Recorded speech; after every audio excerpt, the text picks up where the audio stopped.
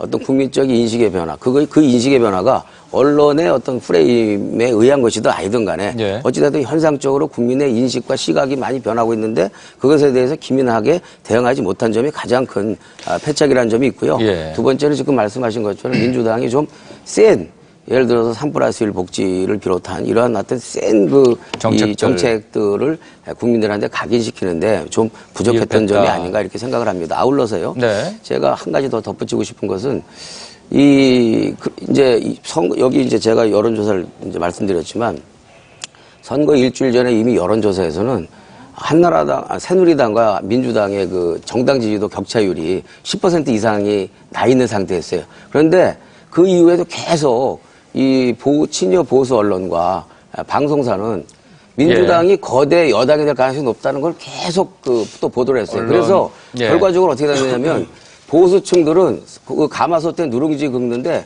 밥톨 하나 안 긁는 식으로 사그리다 결집을 시켜놓고 이제 상대적으로 그 진보 진영의 이 지지자들은 상대적으로 이제 이해안되는 결과도 일부 영향을 주었다. 그러나 가장 큰 이제 페이는 역시 민주당이 가장 스스로 자기 혁신과 기민한 대응과 정책 개발과 비전 제시 이런 것들이 좀 미약했던 부분이 가장 큰 패착이라고 생각합니다. 통계에 관련해서 한 가지만 지금 전 의원께서 이미 선거 일주일 전에 지지율 격차 10%를 말씀하셨는데 출구조사 때 새누리당하고 야권 민주당하고 거의 같은 수준하고 출구조사 때 됐지 않습니까? 그러니까 그날 선거 당일날조차도 박빙의 승부를 출구조사고요. 지금 말씀하신 것은 출구조사가 아니라 여론조사인데 그럴 정도로 박빙의 승부를 봤던 것은 사실이거든요. 그러니까 너무 언론에 화살을 돌려서 이게 언론 부분은 넘어가겠습니다. 넘어가도록 하겠고요. 이제 제주 해군기지 문제라든가 한미 FTA에 있어서 양당은 첨예한 입장 차이를 보였습니다. 혹시 이 부분이 선거에 미친 영향은 없었을까요? 어떻게 보십니까, 고 박사님? 있었죠.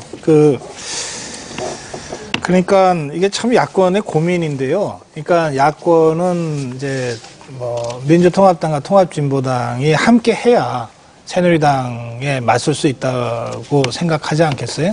이제 대선도 마찬가지고. 그런데 이걸 함께 하려고 그러면은 정책연합이라고 하는 거를 먼저 해야 되거든요.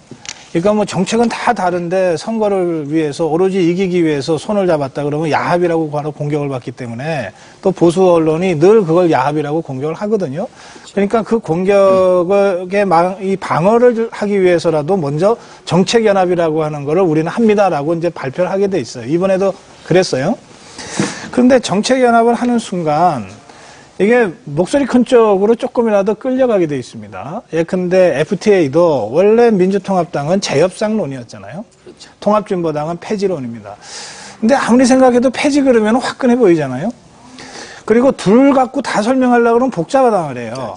이를테면 지지자들한테 또는 중간층한테 지지자들은 설명이 필요 없다 그러더라도 도대체 FTA를 어떻게 하자는 거냐라고 질문을 하는 중간층한테 사실 저희는 재협상론인데요. 통합진보당이 폐지론이라서 저희도 정권을 잡으면 어떻게 할지 모르겠어요. 이렇게 설명할 수 없잖아요.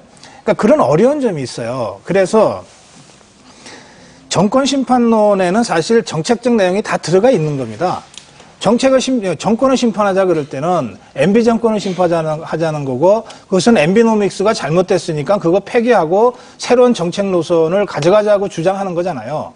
그런데 이 정권 심판론을 하다가 통합진보당과의 정치연합 때문에 FTA도 얘기하고 제주 해군기지도 얘기하고 자꾸 뭘 얘기하게 된 겁니다. 하다 보니까 애초에 정권 심판론 굉장히 간명한 것인데 설명이 따로 필요 없는 이 슬로건이 점점 약화되는 거죠. 결과적으로. 이제 그런 어려움이 민주통합당 쪽에 있었어요.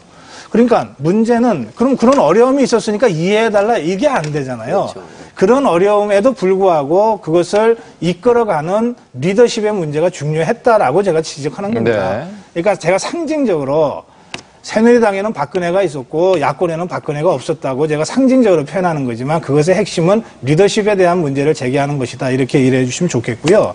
정책을 얘기하는 상황에서 딱 한 가지만 간단하게 제가 문제 제기를 하고 넘어갔으면 좋겠다 싶은 것이 있는데요. 이건 앞으로도 거듭될 수가 있기 때문에 그렇습니다. 이번에 양당이 모두 복지 정책을 제시했고 그것이 과연 현실 타당성이 있느냐를 뒷받침하기 위해서